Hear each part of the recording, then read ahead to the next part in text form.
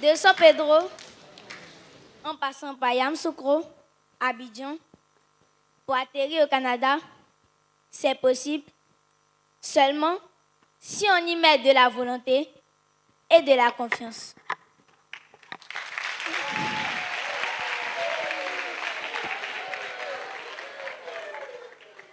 Je me nomme Doufé Anne Peniel, j'ai 11 ans, je suis en classe de 6e et je viens du groupe scolaire La Rouge de San Pedro. Je suis là devant vous pour vous raconter mon amour, mon expérience pour la dictée et mon sens de patriotisme. En ce moment, plusieurs interrogations défilent dans ma tête et je vais les répondre les unes après les autres. D'où est venue ma passion pour la dictée? Ma passion pour la dictée est venue par mon amour pour la lecture. Depuis toute petite, j'aime lire les livres de contes, les bandes dessinées et les romans, car cela me permet de découvrir de nouvelles histoires, de nouveaux mots, et me permet aussi d'apprendre plus, de me surpasser au niveau de la grammaire, de la conjugaison et de l'orthographe. Ce qui a créé en moi une confiance. Qu'est-ce que la dictée m'a apporté?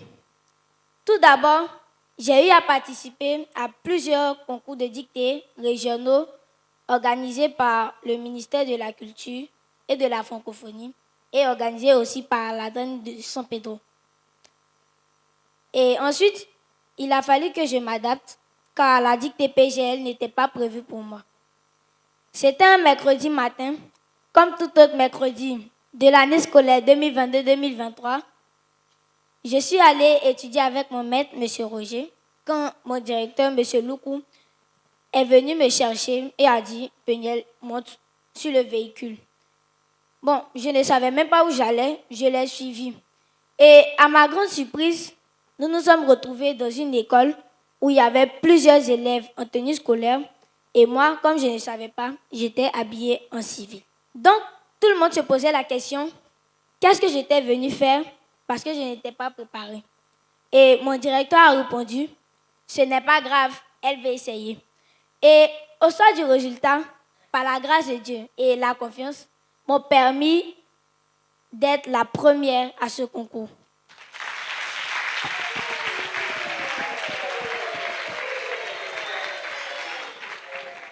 C'est ce résultat qui m'a conduit au second tour et à la grande finale nationale à Yamoussoukro, où je suis encore sortie première de la catégorie du primaire, où nous étions au total 110 participants. Et c'est ce qui a fait de moi la première nationale au concours de dictée en Côte d'Ivoire. Sachant que ma mère m'avait déjà inscrite au concours d'école militaire préparatoire technique qui a pour abréviation EMPT. D'où est venu mon sens du patriotisme. Depuis toute petite, mon rêve était d'entrer à l'EMPT pour devenir la première femme chef d'état-major de la Côte d'Ivoire.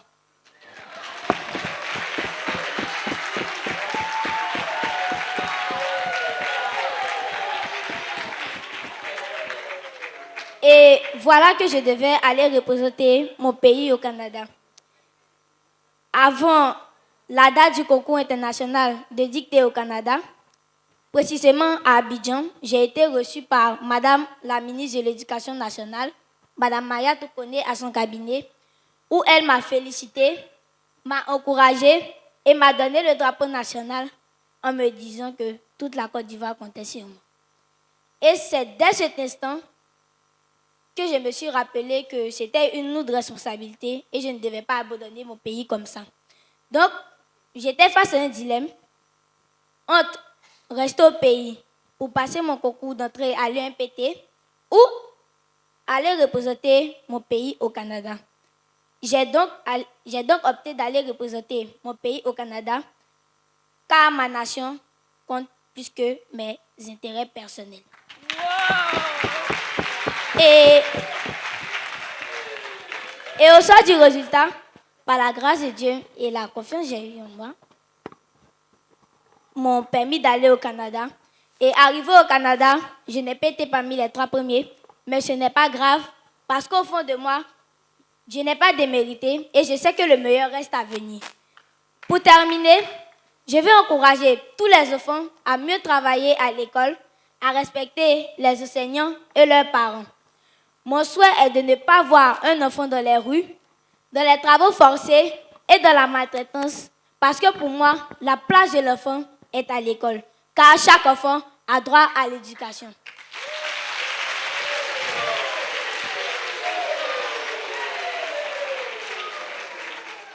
Il faut avoir une passion pour quelque chose et un sens de patriotisme pour participer au développement et au changement du monde, car nous les enfants, nous sommes l'avenir de demain. Voici la raison pour laquelle j'ai dit de San Pedro, en passant par Yamoussoukro, Abidjan, pour atterrir au Canada, c'est possible, seulement si on y met de la volonté et de la confiance. Je vous remercie.